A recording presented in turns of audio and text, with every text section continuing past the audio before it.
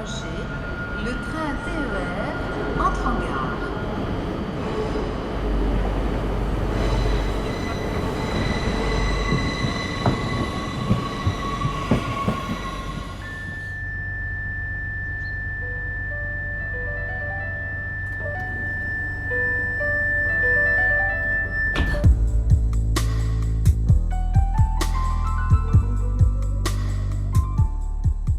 Dans le train qui m'emmène à Breil-sur-Roya, je repense à tout ce qui fait ce coin de vallée qui constitue aujourd'hui son identité.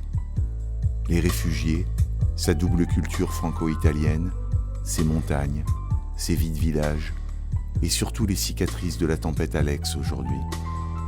C'est pour parler de tout ça que nous avons rendez-vous avec Nathalie, artiste clown et intermittente du spectacle. Comment tu te présenterais en fait, Nathalie ?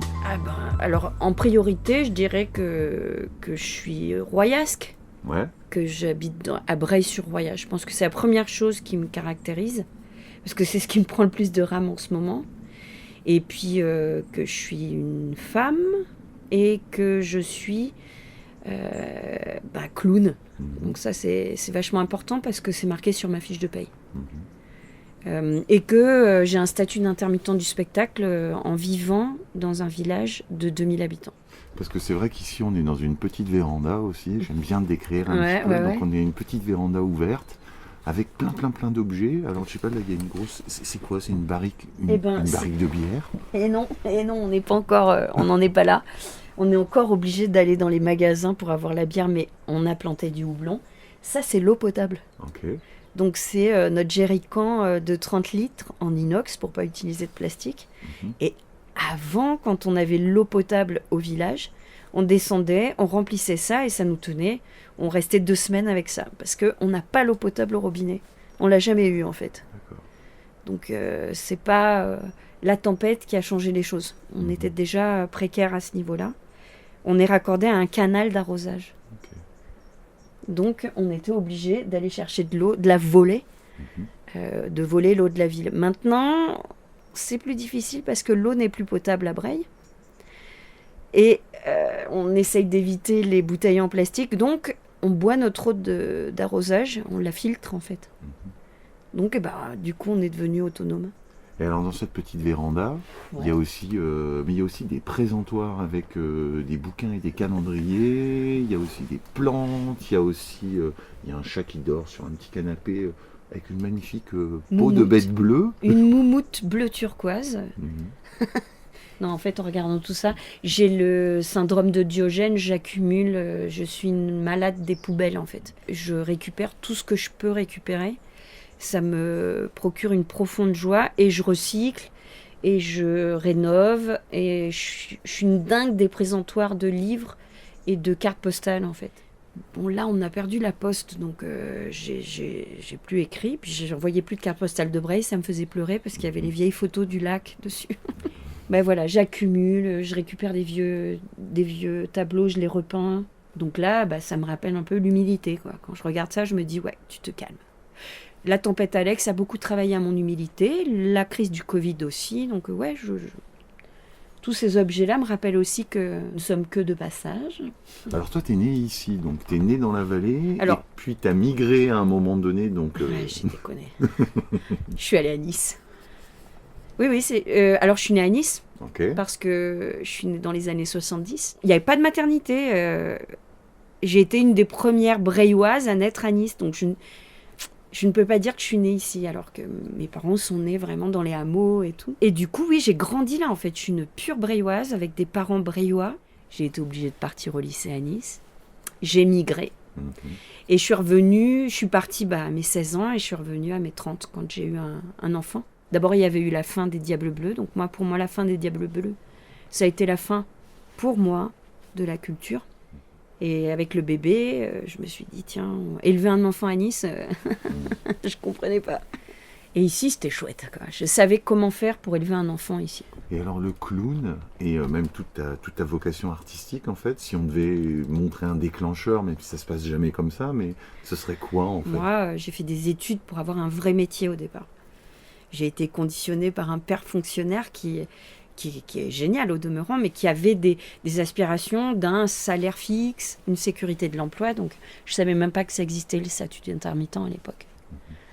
Et mon copain clown m'avait toujours dit dans le CV, tu as tout appris de ta mère.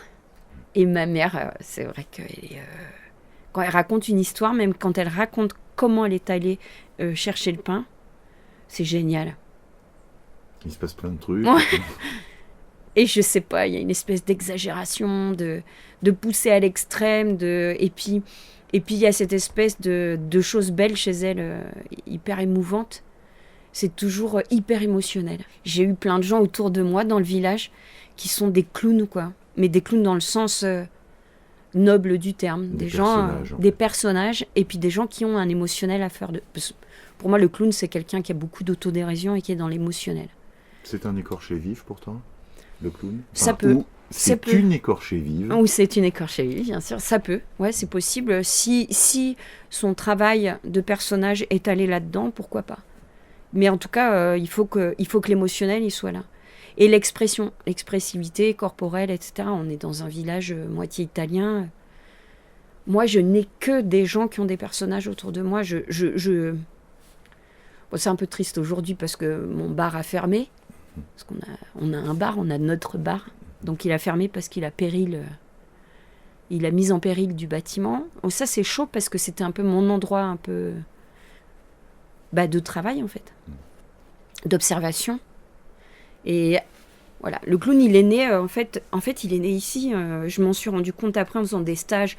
Après, je pouvais plus être un menteur et de pas avoir de CV. Il fallait que je me forme. Donc j'ai fait des formations, j'ai fait des formations de base, tous les stages que je pouvais faire, et la formation Lecoq, etc. Et puis il y a ma culture de public aussi. J'ai vu des spectacles dans la Roya quand j'étais petite. Donc j'ai vu Serge Doty, les spectacles de marionnettes de Serge Doty. Donc lui, il ne le savait pas, mais c'est bien une personne qui m'a ouvert la porte. Et puis j'ai fait du clown au collège. Donc je faisais 6 heures de théâtre par semaine quand j'étais au collège.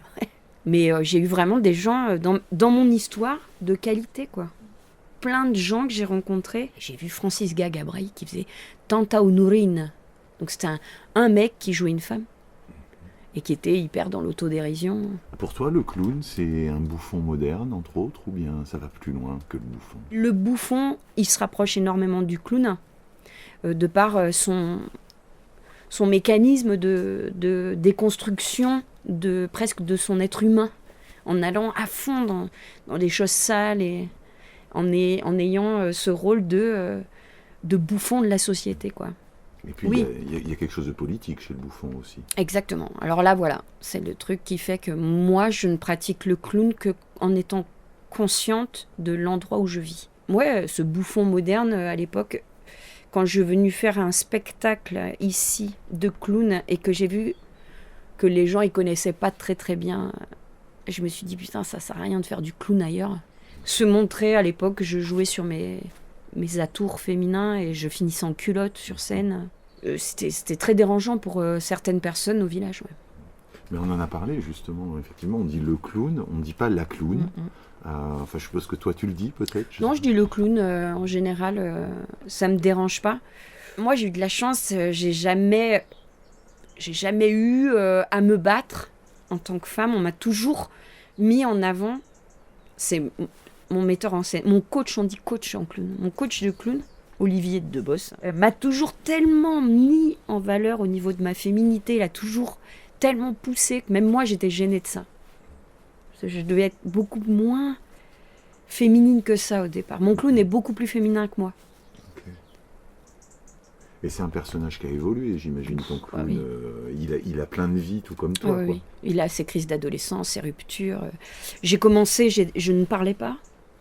J'étais au service d'une autre clown, alors. J'étais plutôt androgyne au niveau de mes habits. Et j'ai fini à être en logorée verbale, à ne pas arrêter de parler, à avoir une voix hyper aiguë, à être immonde, c'est-à-dire très dominante, lâche. J'ai J'ai poussé dans le caractère de mon personnage des choses comme la peur des autres, l'absence de sexualité. Enfin, j'ai poussé des choses à l'extrême. C'est ça qui me plaisait vraiment dans ce personnage de Mazarine. Et alors faire de la culture dans les vallées, et principalement donc à Breil-sur-Roya, mais pas que, dans les vallées et dans les villages autour, c'est aussi un engagement qui est important pour toi. Ah bah, c'est l'engagement de ma vie, en fait. En fait, j'ai bien essayé de me dire que mon seul engagement dans ma vie, c'était de faire du spectacle. En fait, c'était très pauvre. Ça n'a pas tenu longtemps, parce que je me suis vite ennuyée, en fait. Et non, le spectacle, en fait, ce n'est qu'une petite branche de la culture, et c'est le mot culture, cette espèce de chose qui nous lie. Mais je me suis dit la culture, et je voyais bien que la chose qui faisait que moi je m'entendais bien avec tout le monde, c'était qu'on se marrait, on rigolait, et que je pouvais pas parler de choses très graves avec mes copains ou mes non-copains en rigolant. Et là tu te dis, il faut trouver une solution pour vivre tous ensemble, parce que finalement on est tous pareils. On s'en rend compte là avec la tempête Alex, qu'on est tous pareils. On s'entraide tous les uns les autres. Et la culture, j'ai essayé de la partir, et ben non, il faut continuer à avoir ce terreau-là.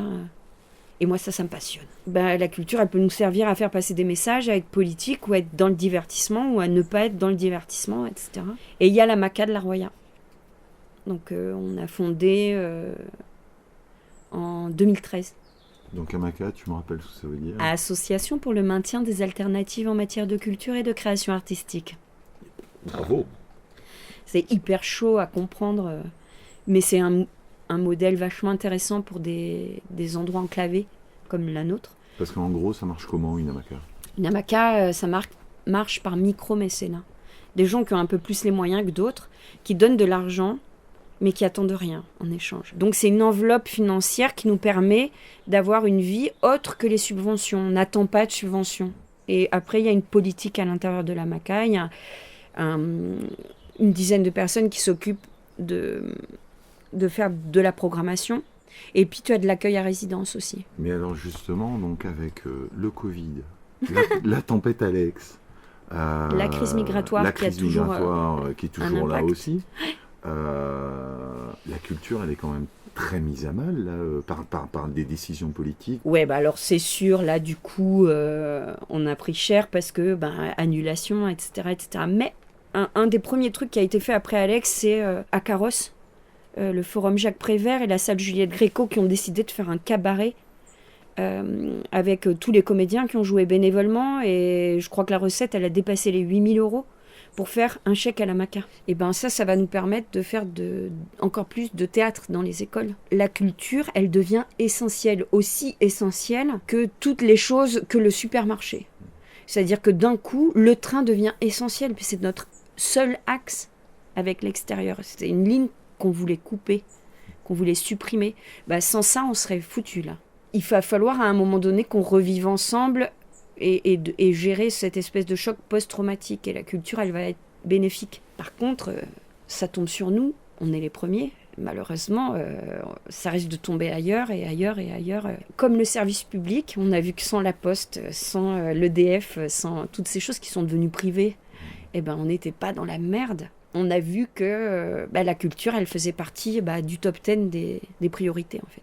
Ça me rassure de voir que des gens dans mon village avec lesquels, d'habitude, quand il n'y a pas Alex, quand il n'y a pas...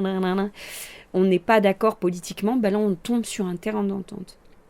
Parce qu'on voit que le bien commun, la collectivité, c'est-à-dire qu'on soit de droite ou de gauche, le collectif, la solidarité, la culture, l'entraide, c'est fondamental. Comment t'expliques que dans les grandes villes, le langage, les princes qui nous gouvernent soient aussi sourds à ce discours-là, quelle que soit leur obédience? Moi, je pense qu'il y a eu l'aveuglement du côté Côte d'Azur. Je pense que quand monsieur, le prince de Nice, et moi-même parlons de culture, on n'a pas le même mot. Lui, il parle de show business. Lui, le mot culture, c'est des enveloppes qui te noieraient. Il a pas bien compris encore que les toutes petites compagnies étaient le ciment de tous ces petits quartiers. Moi, je pense que même au niveau de l'urbanisme, il n'a pas tout compris. Comment on comprend que c'est Aurillac qui a un des plus grands festivals de théâtre de rue avec un climat aussi dégueulasse et en ayant inventé le parapluie, alors qu'à Nice, il y a 3 jours de pluie par an et qu'il n'y a pas de grand festival de théâtre de rue. Pourquoi ? Mais c'est bien finalement parce que t'es pas du tout aigre dans ton discours. Ah, c'est très étonnant. Ça me fait très plaisir. Hein. Mais d'abord parce que je crois que j'ai beaucoup rencontré de gens aigres et que je les ai identifiés très très vite parce que moi, quand j'ai commencé le métier, je l'ai commencé pour payer mes études. Donc le jour où j'ai touché de l'argent pour faire 45 minutes de spectacle, moi je pleurais. Je me dis c'est pas possible. Moi j'ai toujours été tellement heureuse de faire ça, tellement... En fait, j'ai toujours cru que ma vie, que c'était pas possible d'arriver à vivre de ça. Donc dès que j'arrive à la fin du mois, ou que j'arrive à renouveler mon statut, en étant un clown, j'ai toujours ce petit truc qui fait que je suis heureuse, quoi. Enfin, je suis devenue ça parce qu'il y a eu les Diables Bleus. Sinon, moi, j'existerais pas, je serais maîtresse d'école. C'est-à-dire que les Diables Bleus se sont transformés en d'autres choses, et entre autres, toi, tu es une espèce de descendante. Moi, je fais partie des gens qui sont le résultat de ce qu'a été les Diables Bleus. C'est pas une fatalité d'être la petite fille d'un Italien. Donc, ok, il y a des mecs qui vont, eux, le vivre mal parce que t'es différent, ils vont se faire chier à te dire toute la vie, vont t'emmerder, quoi. C'est comme ça. Il y a des gens, ils ont la culture de l'emmerdement maximum et ils sont là pour te faire chier. Truc de fou. Mais ouvre-toi à tout, quoi. Ouvre-toi à tout. C'est sûrement ça qui fait qu'on fait de l'artistique.